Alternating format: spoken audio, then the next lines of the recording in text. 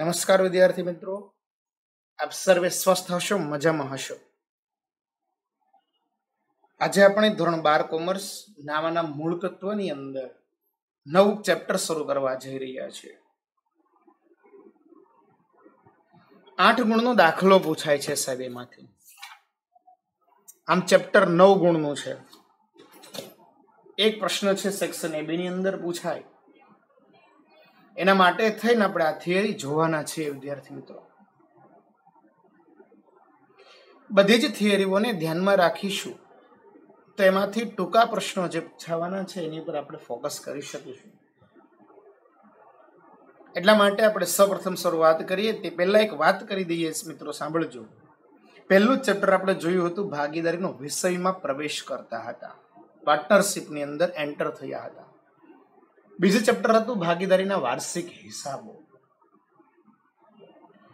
ત્રીજું ચેપ્ટર હતું પાઘડીનું મૂલ્યાંકન.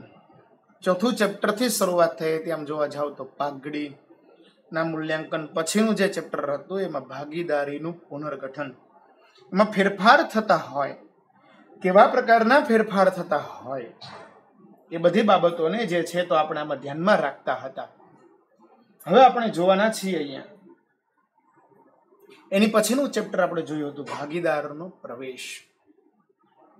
અલગ અલગ સિચ્યુએશન હોય, પરિસ્થિતિઓ એવી હોય, જરૂરિયાત એવી હોય કે જેમાં ભાગીદારનો પ્રવેશ થતો હતો. આજે આપણે જોવાના છે ભાગીદારની નિવૃત્તિ એટલે કે મૃત્યુ. 9 ગુણનું ચેપ્ટર છે વિદ્યાર્થી મિત્રો. 9 માર્ક્સના ચેપ્ટરની અંદરથી આપણે ધ્યાનમાં રાખવાનું છે કે જે પણ બાબતો આપણને અહીંયા આપવામાં આવેલી છે, કોઈ ભાગીદાર નિવૃત્ત થઈ રહ્યો છે અથવા તો કોઈ એવા સંજોગોની અંદર ભાગીદારનું મૃત્યુ થઈ રહ્યું છે, તો એને કારણે હિસાબી જે ગણતરીઓ છે, હિસાબી પદ્ધતિઓ જે છે, એના જે હિસાબો છે, બેલેન્સ શીટ છે, પુનઃ મૂલ્યાંકન છે, પાકું સરવૈયું છે, ભાગીદારોનું મૂડી ખાતું છે, એમાં કેવો ફેરફાર થાય છે એ જોવાને માટે આપણે બધા અહીંયા શરૂ કરવા જઈ રહ્યા છે ભાગીદારીની નિવૃત્તિ ઓબ્લિક મૃત્યુ એટલે retirement oblique death of a partner. ભાગીદારનું નિવૃત્ત થવું એટલે કે ભાગીદારના પેઢીમાંથી છૂટું થવું. એક વાત તો એવું કહે છે 1932ની ભારતીય ભાગીદારી ધારા અનુસાર પેઢીમાંથી કોઈ ભાગીદાર કોઈ પણ કારણસર પેઢીમાંથી છૂટો થાય કે મૃત્યુ પામે તો ભાગીદારીનો અંત આવે છે. ફક્ત ભાગીદારીનો અંત આવે છે, પરંતુ પેઢીનું વિસર્જન થતું નથી. ખાસ સાંભળજો, કોઈ પણ કારણસર પેઢીમાંથી કોઈ ભાગીદાર છે એ છૂટો થાય છે અથવા તો મૃત્યુ પામે છે તો આખી પેઢી બંધ નથી થતી સાહેબ. ફક્ત ભાગીદારી નો જ અંત આવે છે, પેઢીનું વિસર્જન થતું નથી. બીજી એક વાત કરે છે સાહેબ, આ નિવૃત્તિના સંજોગો શું છે? ભારતીય ભાગીદારી ધારા અનુસાર, અને બીજું છે ભાગીદારોની અંગત કારણોસર સ્વૈચ્છિક નિવૃત્તિ. એના આપણી પાસે મિત્રો 2 કારણો છે. ખાસ સાંભળજો. કેટલા કારણો છે આપણી પાસે? મુખ્ય 2 કારણો છે. પહેલું જ કારણ છે સાહેબ, સાંભળજો, ભારતીય ભાગીદારી ધારા અનુસાર. ભારતીય ભાગીદારી ધારા અનુસાર. અને બીજું છે ભાગીદારની અંગત કારણોસર સ્વૈચ્છિક નિવૃત્તિ. ભારતીય ભાગીદારી ધારા અનુસાર કઈ રીતના હોય અને સ્વૈચ્છિક નિવૃત્તિ કઈ રીતના હોય? તો ધારા કાયદો શું કહે છે? નિવૃત્ત થવા માટે ભારતીય ભાગીદારી કાયદો શું કહે છે? પહેલું જ કહે છે સર્વસંમતિથી છૂટો થયેલો હોવો જોઈએ. કોનાથી છૂટો થયેલો હોવો જોઈએ? સર્વસંમતિથી એ વ્યક્તિ શું થવો જોઈએ? છૂટો થવો જોઈએ. કોઈ પણ ભાગીદાર બધા ભાગીદારોની સર્વસંમતિથી પેઢીમાંથી નિવૃત્ત થઈ શકે છે. ખાસ સાંભળજો, બધા ભાગીદારોની સર્વસંમતિથી નિવૃત્ત થાય છે. પોતાની રીતે મારે નથી રહેવું, હું નીકળી જાઉં છું, એમને બધાની સંમતિ લેવી પડે છે અને સંમતિ લીધા પછી જ વ્યક્તિ નિવૃત્ત થાય છે. બીજું છે નોટિસ દ્વારા. ભાગીદારી તેની પેઢીના અન્ય ભાગીદારોને નિવૃત્ત થવાના તેના ઈરાદાની લેખિત નોટિસ આપી પેઢીમાંથી છૂટા થવાનો અધિકાર ધરાવે છે. લેખિત નોટિસ આપે છે કે આ તારીખથી હું પોતે હવે જે મારું પદ હતું અત્યાર સુધી પેઢીની અંદર એમાંથી હું સ્વૈચ્છિક રીતે નિવૃત્ત થાઉં છું. એવું લેખિત એક નોટિસ આપે છે પેઢીને. એટલે પેઢી એ સ્થાન જે ખાલી પડ્યું છે એની વ્યવસ્થા કરતા રહે, એટલે નોટિસ દ્વારા રાખે છે. ત્રીજું કહે છે કરાર દ્વારા. ભારતીય ભાગીદારીની કરારની શરતો અનુસાર પણ ભાગીદાર નિવૃત્ત થઈ શકે છે. કરારમાં એવી કોઈ જોગવાઈ કરેલી હોય સાહેબ, તમે લોકોએ એવી કોઈ પેઢીમાં શું કરેલી હોય, જોગવાઈ કરેલી હોય તો એ અનુસાર પણ ભાગીદાર નિવૃત્ત થઈ શકે છે.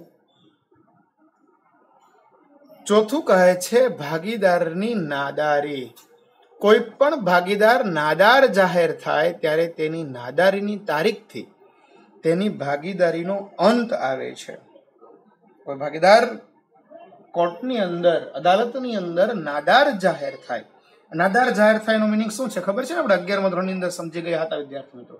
નાદાર જાહેર થાય એનો મતલબ કે એમની પાસે કોઈ પણ પ્રકારના પૈસા હોતા નથી, કોઈ મિલકત નથી હોતી કે જે પોતાનું દેવું ચૂકવી શકે.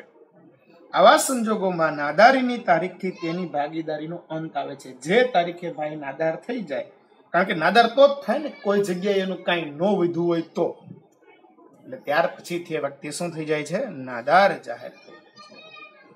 ભાગીદારીનું મૃત્યુ થવાથી, ભાગીદારના મૃત્યુને કારણે આપોઆપ તેની ભાગીદારીનો અંત આવે છે. હવે એ તો સિમ્પલ વસ્તુ છે વિદ્યાર્થી મિત્રો. કોઈ ભાગીદાર એક્સપાયર થઈ જાય છે તો એને કારણે એ પોતે ભાગીદાર તરીકે રહી શકતો નથી, પછી એનો નોમિનેટ હોય, આપણી ભાષામાં કહીએ કે ભાઈ એનો વારસદાર હોય, એ ભાગીદાર તરીકે ચાલુ રહેતો હોય તો કરારનામામાં જોગવાઈ હોય છે, અથવા તેનો ભાગ કઈ રીતના આપવો, શું કરવું, એ એક બાબતો હોય છે. છઠ્ઠું કહે છે અન્ય ભાગીદારો દ્વારા છૂટો કરવામાં આવે. ભાગીદારી કરારમાં જોગવાઈને આધીન કોઈ ચાલુ ભાગીદારને અન્ય ભાગીદારો કરારની જોગવાઈ અનુસાર છૂટો કરી શકે છે. કરારમાં એવી કોઈ જોગવાઈ કરેલા, એવા નિયમો બનાવેલા હોય, એવી નીતિઓ બનાવેલી હોય, એમાં કંઈક ભાંગછોડ થતી હોય અથવા તો પોતે રહેતો ન હોય, બાંધછોડ કરતા હોય કે ભાઈ આવું થાય છે, એમ થતું હોય, તો આવા સંજોગોની અંદર એને શું કરવામાં આવે છે? છૂટો કરવામાં આવે છે. પછી આપણને શીખવાડવામાં આવે છે, પહેલું કહે છે ભાગીદારી ધારા અનુસાર. બીજું કહે છે ભાગીદારીના અંગત કારણોસર સ્વૈચ્છિક નિવૃત્તિ. કોના દ્વારા? ભાગીદારોના અંગત કારણોસર સ્વૈચ્છિક નિવૃત્તિ. કોઈ ભાગીદાર પોતાના અંગત કારણોસર નિવૃત્ત થવાનો નિર્ણય કરી શકે છે.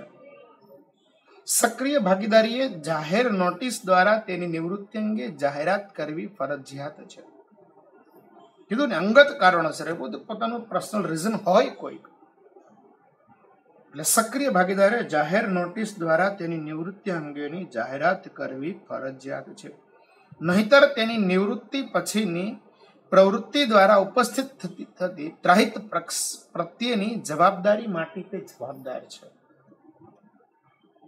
આવું જાણ ન કર્યું હોય અને પછી કઈક જવાબદારી ઉભી થાય તો એના માટે પોતે શું છે? જવાબદાર રહેતો હોય છે. હવે બીજી વાત વિદ્યાર્થી મિત્રો અહીંયા કરે છે આપણને, મહત્વની હિસાબી બાબતો અને હિસાબી અસરો, મહત્વની વાતો કરે છે. જ્યારે પેઢીના ભાગીદારો કોઈ નિવૃત્ત થાય કે મૃત્યુ પામે અને બાકીના ભાગીદારો પેઢીનો ધંધો ચાલુ રાખે તો નિવૃત્તિની તારીખે પેઢીના ચોપડે હિસાબોમાં નીચે મુજબની બાબતો ધ્યાનમાં લેવાની રહે છે. શું બાબતો ધ્યાનમાં લેવાની રહે છે? તો એક તો પહેલી જ બાબત કહે છે નફા નુકસાનના નવા પ્રમાણ અને ચાલુ રહેતા પ્રમાણ ભાગ લાભના પ્રમાણની ગણતરી કરવી, પાઘડીની રકમ નક્કી કરવી, જરૂરી હિસાબી જે કંઈ હોય અસરો એ આપવી પડે, મિલકતોનું પુનઃ મૂલ્યાંકન અને જવાબદારીઓની પુનઃ આકરણી કરવી. સાંભળજો ખાસ, મિલકતોનું પુનઃ મૂલ્યાંકન અને જવાબદારીઓની શું કરવાની છે? પુનઃ આકરણી કરવી. એકત્રિત થયેલ અનામતો અને નહીં વહેંચાયેલ નફા નુકસાનની બાકીની વહેંચણી કરવી. એ તો આપણે ચેપ્ટર નંબર 4 થી વિદ્યાર્થી મિત્રો કરતા આવીએ છીએ.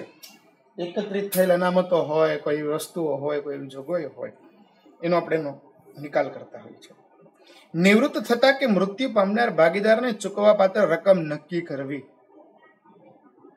નિવૃત્ત થતો હોય ભાગીદાર, મૃત્યુ પામનાર ભાગીદારને ચૂકવવા પાત્ર રકમ જે છે એ નક્કી કરવી, અને નિવૃત્ત થતા ભાગીદાર કે મૃત્યુ પામનાર ભાગીદારને તેની લેણી રકમની ચૂકવણી કરવી. તે ઘડી રકમની શું કરવાની છે સાહેબ? ચૂકવણી કરવાની છે. એટલે કેટલા રૂપિયા એમને આપવાના છે, શું આપવાનું છે, એની વ્યવસ્થિત જોગવાઈ અને ચૂકવણી કરવાની હોય છે. આટલી વસ્તુઓ આપણે મિત્રો અલગ અલગ વસ્તુઓ છે આપેલી અને ભેગી કરી અને આપણે એક સરસ રીતે દાખલાઓને ગણવાના છીએ. બધું ભેગું થશે. અત્યારે આપણે અલગ અલગ સ્ટેપ બાય સ્ટેપ શીખીશું, પછી આપણે ભેગા રીતોમાં શીખવાના છે. નફા નુકસાનના નવા પ્રમાણની અને લાભના પ્રમાણની ગણતરી. એમ તો મિત્રો 4 રીતો છે એની. જ્યારે લાભનું પ્રમાણ કે ભાગ આપેલ ન હોય એટલે કે જૂનું પ્રમાણ ચાલુ રાખવામાં આવે. બીજું કહે જ્યારે ચાલુ રહેતા ભાગીદારને થતા લાભનો ભાગ આપેલ હોય ત્યારે. ત્રીજું કહે છે જ્યારે ચાલુ રહેતા ભાગીદારને થતા લાભનું પ્રમાણ આપેલ હોય. ચોથું કહે છે જ્યારે નફા નુકસાનનું જૂનું પ્રમાણ આપેલું હોય. આ અલગ અલગ સિચ્યુએશન અને પ્રમાણોને ધ્યાનમાં રાખીને આપણે ગણતરીઓ કરીએ વિદ્યાર્થી મિત્રો, તો આપણને સમજાશે કે કેવા વસ્તુઓ છે. આપણે શોર્ટકટમાં કહીએ કે નફા નુકસાનના નવા પ્રમાણની જે વસ્તુઓ છે એની ગણતરી કરવાની છે. આપણે શું કરવાનું છે? નફા નુકસાનના નવા પ્રમાણની ગણતરી કરવા માટે મિત્રો આપણા દાખલાઓ જે છે તે શું કરવાના છે? જોવાના છીએ. હવે આપણે શરૂ કરીએ તો સાહેબ નફા નુકસાનના નવા પ્રમાણની જે ગણતરીઓ કરીશું આપણે, તેમાંથી પહેલું જ કહે છે કે આપણે ચેપ્ટર નંબર 3 એક વસ્તુ જોઈ ગયા હતા વિદ્યાર્થી મિત્રો, લાભ કોને કહેવાય? લાભ એટલે શું એ આપણે અહીંયા જોવાનું છે. લાભ બરાબર શું કહેતા હતા? નવું પ્રમાણ માઇનસ જૂનું પ્રમાણ. લાભ અને ત્યાગના પ્રમાણ આપણે ચેપ્ટર નંબર 4 ની અંદર જોઈ ગયા હતા, ભાગીદારીનું પુનર્ગઠનની અંદર. લાભ અને ત્યાગના પ્રમાણની ગણતરીઓ જોતા હતા. એમાં શું લખતા હતા? લાભ બરાબર શું થાય? નવું માઇનસ જૂનું, અને ત્યાગ બરાબર શું થાય? જૂનું માઇનસ નવું. હવે એક વિદ્યાર્થી મિત્રો અહીંયા ધ્યાન આપીશું. જૂનું પ્રમાણ છે, આ બાજુ માઇનસ છે, આ બાજુ લઈ જાવ તો પ્લસ થઈ જાય. તો શું થઈ જાય? લાભ પ્લસ જૂનું. તો નવું પ્રમાણ મળી જાય કે ન મળી જાય? ફક્ત આ વસ્તુને આ બાજુ લાવવાની છે. તો નવું પ્રમાણ બરાબર જૂનું પ્લસ લાભ. શું થઈ જશે? નવું પ્રમાણ બરાબર જૂનું પ્લસ લાભ. આવી એક વસ્તુ બની છે. એમાં અલગ અલગ 4 પદ્ધતિઓ છે વિદ્યાર્થી મિત્રો. આપણે એમાં પહેલી પદ્ધતિ આજે જોવાના છીએ. પહેલી પદ્ધતિ છે કઈ છે જોઈએ તો શું કહે છે તે વાંચતા જઈએ. જ્યારે જૂનું પ્રમાણ આપવામાં નવા પ્રમાણની તરીકે ચાલુ રાખવાનું હોય. શું કહે છે? જ્યારે જૂનું પ્રમાણ જે છે તે જ નવા પ્રમાણ તરીકે આપણે શું કરવાના હોઈએ? ચાલુ રાખવાના હોય. તો શું કરવાનું છે એ ખાસ જો. પહેલો દાખલો છે પ્રશ્ન 3 પહેલો જ પ્રશ્ન. x, y અને z 5:3:2 ના પ્રમાણમાં નફો નુકસાન વેચતા ભાગીદારો છે. z નિવૃત્ત થાય છે. શું થાય છે? z નિવૃત્ત. આન્સર ખાસ સાંભળજો વિદ્યાર્થી મિત્રો. x, y અને z 5:3:2 ના પ્રમાણમાં નફો નુકસાન વેચે છે. નિવૃત્ત કોણ થાય છે વિદ્યાર્થી મિત્રો? z નિવૃત્ત થાય છે. શું થાય છે? z નિવૃત્ત થાય છે. એટલો મતલબ કે આ ભાઈ જાય છે. તો હવે કોણ વધ્યું? x અને y. કેટલું વધ્યું? 5:3. જૂનું પ્રમાણ જ નવા પ્રમાણ તરીકે ચાલુ રાખવામાં આવે. બસ દાખલો પૂરો થઈ ગયો. કઈ સૂચના આપી છે બીજી કે આવી રીતના વેચશો? આમ કોઈ એવી કોઈ કન્ડિશન આપી નથી. એટલા માટે આપણે ડાયરેક્ટલી આ રીતના દાખલો ગણી શકીએ છીએ. સેમ દાખલો, દાખલા નંબર 2. શું કહે છે વાંચજો. A, B અને C. કોણ કોણ છે? A, B અને C. 1/2, 1/3, 1/6 ના પ્રમાણમાં નફો નુકસાન વેચતા ભાગીદારો છે. ચાલો આ બધાના છેદ સરખા કરવા પડે પહેલા તો. આના છેદમાં 6 છે તો આને કેટલા કરીશ? 2 અને 3. તો શું થઈ જશે? A, B અને C 3:2:1. ચાલવા દો દાખલાને. જો A નિવૃત્ત થાય, પહેલો પ્રશ્ન શું કહે છે? A નિવૃત્ત થાય. બીજી કોઈ સૂચના આપી નથી તો A ઇઝ ગો. તો પાછળ કોણ વધ્યું? B અને C. કોણ? 2:1. દાખલો પૂરો. બીજું કહે છે જો બી નિવૃત્ત થાય, શું થાય છે? બી નિવૃત્ત થાય,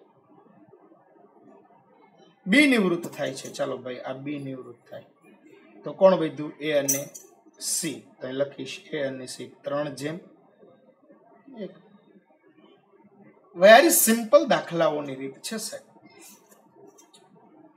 ત્રીજું કહે છે જો સી નિવૃત્ત થાય, નિવૃત્ત થાય તો કોણ વધશે? એ અને બી 3:2 ના પ્રમાણે. Finish example.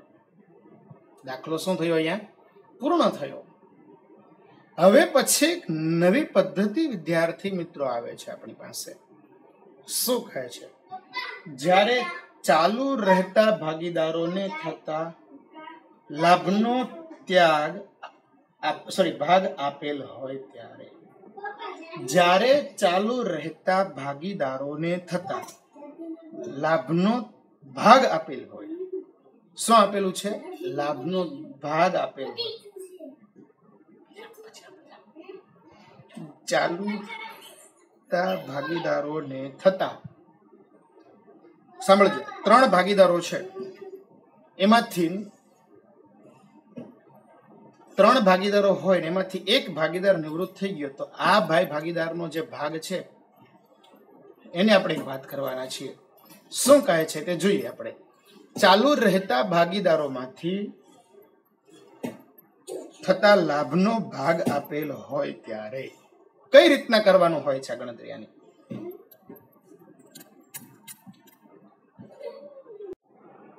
નવો ભાગ બરાબર જૂનો ભાગ પ્લસ લાભ. આપણે શરૂઆત કરી ત્યારે આ વસ્તુઓ જોઈ હતી.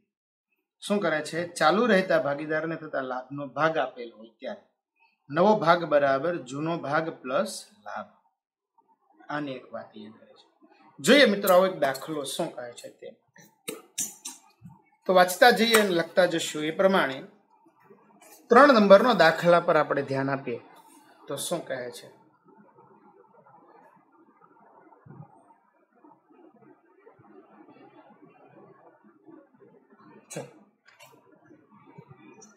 જોઈએ પી, ક્યુ અને આર 40%, 20% અને 40%ના પ્રમાણમાં નફો નુકસાન વેચતા ભાગીદારો છે. કોણ કોણ છે? પી, ક્યુ અને આર. 40%, 20% અને 40%. તો આનો મતલબ એવું થાય 4:2:4 થાય કે ના થાય? આવું હજી આના ભાગ ચલાવવો હોય તો 2:1:2 ના પ્રમાણમાં નફો નુકસાન વેચતા ભાગીદારો છે. ક્યુ નિવૃત્ત થાય છે. નિવૃત્ત કોણ થાય છે? ક્યુ નિવૃત્ત થાય છે. ક્યુના નફામાંથી પી ને 3/20 ભાગ. સાંભળજો, આના નફામાંથી 3/20 ભાગ બરાબર. અને આર ને 1/20 ભાગ મળે છે. એટલે આર ને કેટલો મળે છે? 1/20 ભાગ મળે છે. ચાલો તો નવું પ્રમાણ બરાબર શું થશે? લખવું પડશે. નવો ભાગ બરાબર જૂનો ભાગ પ્લસ લાભ. ચાલો પી જૂનો ભાગ કેટલો છે? 2/5. 2:1:2 છે ને, એટલે 2/5 પ્લસ એને લાભ કેટલો થાય છે? પી ને લાભ કેટલો થાય છે? 3/20. અને કેટલા વડે ગુણું સાહેબ? 4 વડે ગુણું તો 20 થઈ જશે. 4 × 2 = 8 પ્લસ 3 બરાબર કેટલું થાય? 11/20. હવે કોણ વધ્યો? આર. ક્યુ તો નિવૃત્ત થઈ જાય છે સાહેબ. જૂનો ભાગ કેટલો છે એનો? 2/5. એને લાભ કેટલો થાય છે? આર ને 1/20. તો આને કેટલા વડે ગુણીશ? 4 × 2 = 8 પ્લસ 1/20 બરાબર 9/20. તો કેટલા થયા? 11/20, 9/20. માટે નવું પ્રમાણ બરાબર 11/9. કોણ કોણ?